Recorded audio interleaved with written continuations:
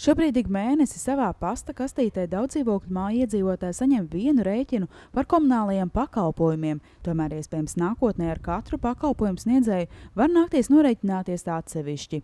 Šāda iecerē radusies Saeimas deputātu vidū, lai kā cīnītos ar negodīgiem namu apsaimniekotājiem, kas laikus nenorēķinās par patērēto siltumenerģiju vai ūdeni. Tiesa gan uzņēmēji, kas komunālos pakalpojumus nodrošina Valmierā, šo ieceru vērtē visai skeptiski. Ir 101 jautājums, kā to administrēt, kā to juridiski veidot šīs attiecības, līdz kurienai jānodrošina šī kvalitāte un tam līdzīgi.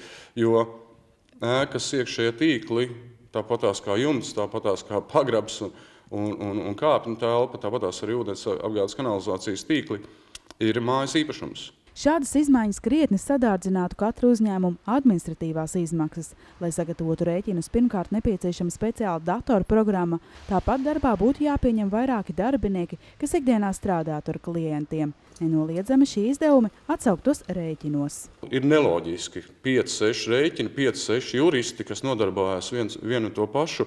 Protams, tas ir administratīvs sloks un cilvēku resursi un tam līdzīgi. Mēs nevaram slēgt ar 7392 dzīvokļiem līgumus, kas principā nav reāli izdarāms, jo dzīvokļu īpašnieki ir varbūt Īrijā, Anglijā, Norvēģijā, vēl kaut kur, vai izīrējuši un dzīvo strādā kaut kur Latvijas citā galā.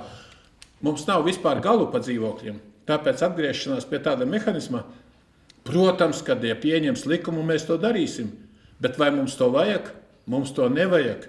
Un, mīļie valmierieši, lai saprot, ja tādu likumu pieņems vai noteikumus, Valmierā siltumenerģija sādārdzināsies. Ieviešot dalīto rēķinu sistēmu, viena no valsts vīru iecerēm ir šādā veidā mazināt iedzīvotāju parādus par komunālajiem pakalpojumiem, jo tad katrs pakalpojums sniedzējs individuāli varētu strādāt ar parādniekiem. Tomēr, kā uzsver uzņēmēji, fakts, ka ik mēnesi pasta kastītē viena rēķina vietā iekritīs 4 vai 5, iedzīvotāju maciņus biezākus neradīs. Tagad presēs to nabaga cilvēciņu dzīvoklī 5 spēcīgas firmas ar visiem saviem juristiem. Ko mēs?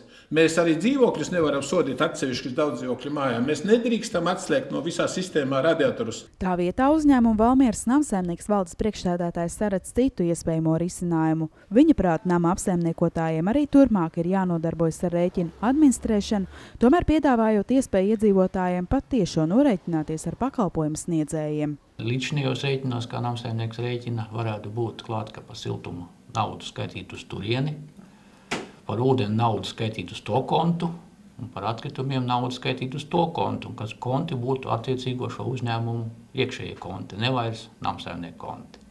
Tiesa gan Valmierā līdz šim komunālo pakalpojumu sniedzējiem nav veidojušies konflikti ar nama apsaimniekotājiem par ļaunprātīgu nemaksāšanu, tāpēc rodas jautājums, vai tiešām visiem ir jācieš pāris negodīgu namu apsaimniekotāju dēļ.